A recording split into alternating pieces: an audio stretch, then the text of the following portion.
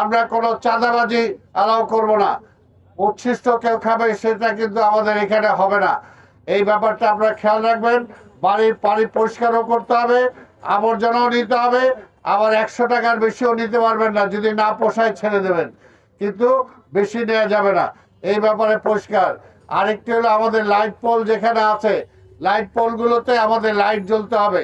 এই বিষয়ে যদি কোথাও কোনো কমপ্লেন থাকে আপনারা আমাদের নগর ভবনে জানাবেন, ইনশাল্লাহ আমরা সেগুলোকে সমাধান করে দেওয়ার জন্য চেষ্টা করব।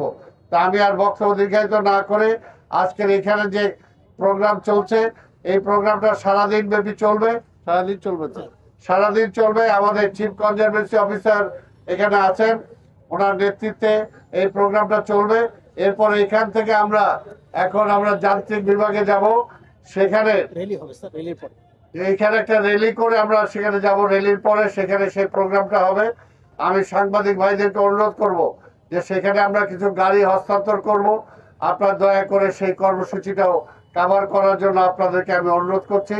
এবং সাংবাদিকদের যে কোনো সমালোচনা, যে কোনো সহযোগিতা আমি কামনা করি। আপনার যে কোনো সময় যে কোনো বিষয় আমাকে জানাবেন। আপনার জানালে ইনশাল্লাহ তড়িৎ গতিতে আমি সেগুলোকে সমাধান করার চেষ্টা করব। আর লোকাল যারা আছে, মাতবর প্রধান বাদল, তুমি এই যে সবাইকে নিয়ে শ্যামল সহ আরো যারা আছে সবাইকে নিয়ে চেষ্টা করতে হবে যে লোকালি যাতে পরিচ্ছন্ন রাখা যায়, সবকিছু যাতে ঠিকঠাক মতো করা যায়। ঠিক আছে? তা আপনাদের সবাইকে ধন্যবাদ। খোদা হাফেজ।